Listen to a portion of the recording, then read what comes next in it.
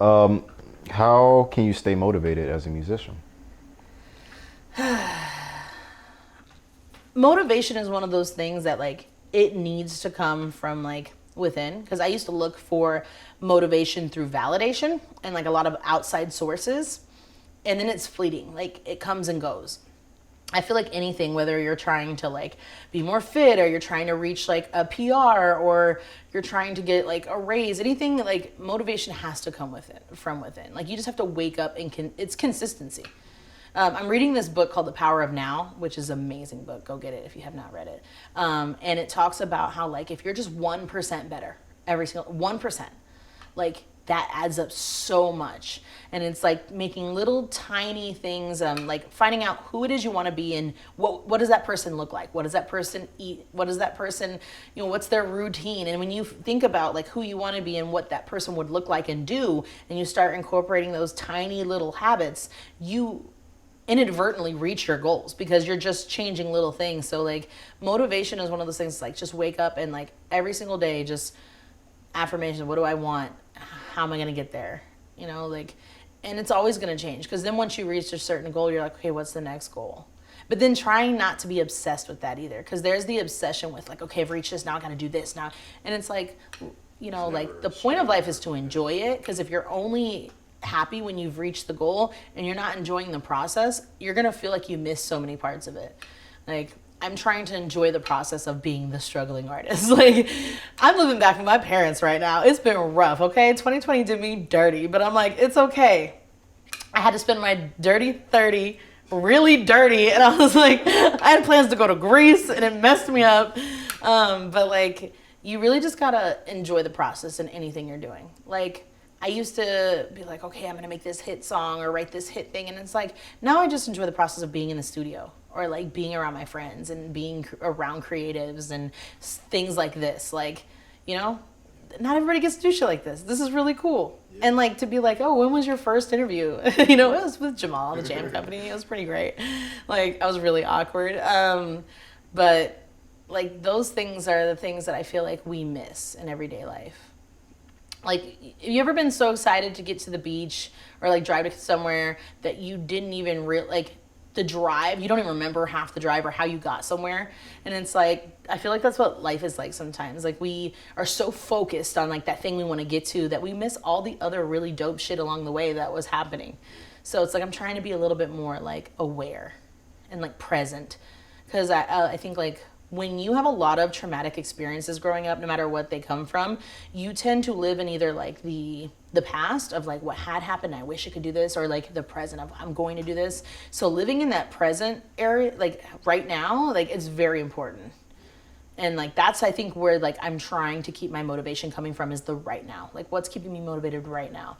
Because like it's from moment to moment. It's not even day to day. Like one moment it may be my son. One moment it's like, oh, I need to eat, so my motivation is make some money. It's like, and then my motivation is like, I want to have fun. And so like it changes, but it's always got to come from, I think everything is internal. The more like I read and get older and just learn from my friends and what to do and what not to do, it's always internal. Like everything you see is a reflection of how you feel inside. If everything's shitty, it's because your reflection, that's how you feel, is that everything's shitty. It's what you're projecting. So I can go on and on about projections though, and like, oh, that's a whole nother subject. Definitely. Yeah, I think it's not a straight path towards your goals. Yeah. I don't think anything in life is linear. No. Like everything is just like scattered and just like, oh, Bruce Lee. I love Bruce Lee. That's my boy, Bruce Lee. He would be like, he just be like water.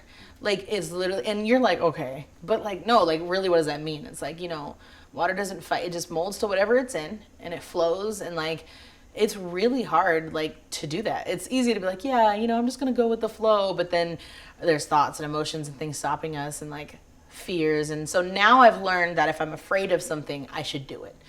Because there's growth in the uncomfortableness. Like, this is kind of uncomfortable, but I'm like, it's gonna make me grow. And like, fears of like getting on stage and failing or like not doing well.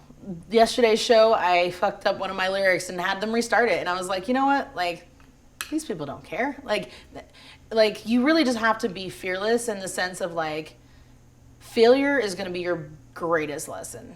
Like I learned so much from the shit I did wrong more than the things that I've done right. Yeah, yeah. Like, you know, when you do something really messed up, that's when you get like your biggest lessons. Yeah, it's almost like tattooed in your brain. Yeah. Of like, that's a reminder of not to do that. Yeah, like, remember that one time that shit did not feel good? Yeah, don't do that. Right.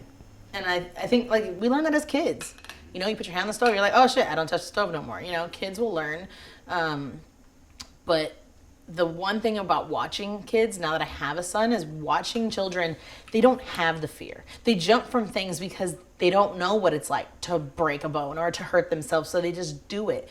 And there's like something so beautiful. And when we look at kids and why they don't know. They haven't been told that they can't fly. They haven't been told that they can't be these things. Like, we tell them these things as they get older. Society does what they can and can't be. And they can't comprehend it because they're just being learning adult is literally just right unlearning all the shit and becoming a child again. Yeah. Like I really feel like becoming adult is just learning to be a child again. Yeah. Because if we can learn to have those childlike ways of looking at life where like no one's told me I can't do it. Like anyone who's ever invented anything that's been important. Mm-hmm. Everybody's like, you're crazy. Yeah. That's not gonna work. Yeah. And you have to just be like, okay, well, I think it will, and you just have to keep doing that. Like, and when you hear that, that's got to be an indicator for you to keep going. Too. Yeah, and you know, like, it's really hard because I feel like every artist might have this, except for maybe some people. Like Kendrick was kind of put on by the city and stuff like that, but like. Your city is usually the last people to kind of like support and mess with you. Like honestly, it's strangers. Like your closest friends aren't going to be the people playing your music all the time. And like you would hope so. You think like, but they see you as just their friend. They don't know how to see you in the light that people who don't know you can see you in. So it's come to like, I used to get really bothered by it. And I'd be so upset when like my friends, they're not even coming to my shows. They're not showing me any support. And I would take it so personal. And I'm just like, they just know you as goofy ass Tanna. Like they don't see you as this person. And so you have to prove sometimes yourself to people and not take it personal along the way. And that's been a lesson to learn because now I just kind of go with it. And I'm thankful if I get 3 likes on a video or 300 likes. Like, and I try not to value myself based on likes and shares and numbers because like that can be a lot. That can stop people from doing stuff. They just don't see the success. And I'm like, it takes one time for one person to hear me and share something and now I have 300,000. You know what I mean? Like, so I try to just keep going regardless if I'm getting barely any, even though it's really hard sometimes for that ego. Our egos are like bruised. It's very hard to keep that in check. My ego used to be like a banana. It would bruise very easily, okay? Now I would say it's more like, I don't know. I don't know what vegetable doesn't bruise very well, but bad analogy. But it's not as easily bruised. Like, I still have moments where I'm just like, oh, and I have to kind of check my ego. I'm just like, oh, okay. But, Jam.